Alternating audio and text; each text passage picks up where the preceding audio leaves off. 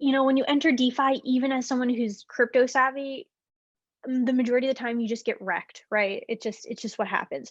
You either just like get lulled into this hopium dream of these like crazy APRs and you're like, holy shit, I'm going to be like a millionaire in like 45 days with like 4,000% Yeah. APR. And you just like ape into some absolutely ridiculous token and it just like goes to zero because, most of these farms are going to crash and burn fast. And you just get screwed.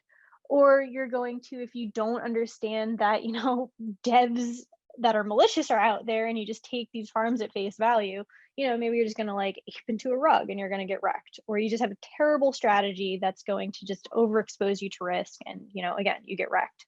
So number one, split your bags. Do not put everything you have in one farm. That is a terrible idea. Even if you somehow think if you put like all your money into one farm and it like 10x's, then you'll have like so much money. Chances are that farm is not going to 10x. Chances are that farm is going to just like be a tragic disappointment. That's at least how I go about my own risk strategy, right? I just assume a farm is going to fail and I make a strategy based around the premise that this thing is going to fail. Yeah.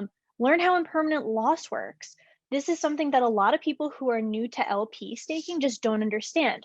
When you're sticking two different tokens together, like ETH and BTC, or I don't know, BNB and a native token, if something suddenly rapidly increases in price or rapidly decreases in price, it's going to adjust your liquidity pair.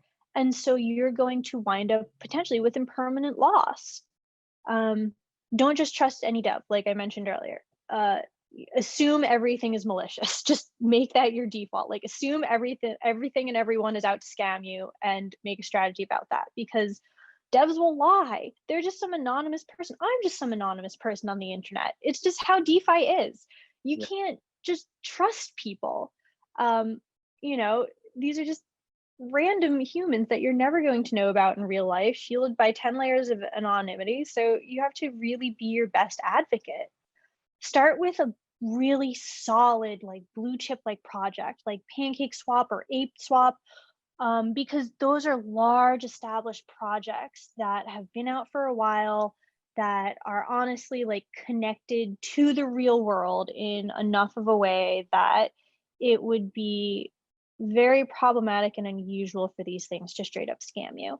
So start up on a very established large platform, or just watch them, just like hang out in Pancake Swap chat or Ape Swap chat and just like watch, how these ape pools get added and watch the interest rates change over time. Just like watch what happens for a couple days until you get like a pattern of how is DeFi and how does it work.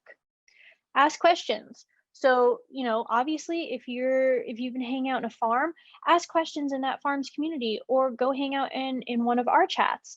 We have our main chat at Rugdoc chat, and we also have a more degen chat if you're trying to figure out like strategy and other elements that we don't generally talk about in our main chat, which is safety oriented. We have a degen doc chat. So go ask questions over there. Someone would be able to help, or even better, educate yourself on the basics. So you can use something like our website to go and figure out what is yield farming, how does it work, what is an APR, how do they change, how do you set up a wallet, how do you troubleshoot a wallet, like all the questions that you're going to run into as a new investor. We are trying to make articles to deal with this. We also have a YouTube channel that does the same thing. So if you need to know how to emergency withdraw real quick or how to check a contract interaction and you're just not good with articles, you can go look at our YouTube and we have videos on this stuff. And yep, again, like I said, assume the farm will fail, develop a risk strategy that accommodates this, and that's how you succeed. Solid advice. Solid advice. I wish I knew about that a few months ago. Me too. This is why I have these advice, because I have gotten firmly wrecked multiple times. Like I've seen plenty of people around me get wrecked multiple times, and we've learned, right?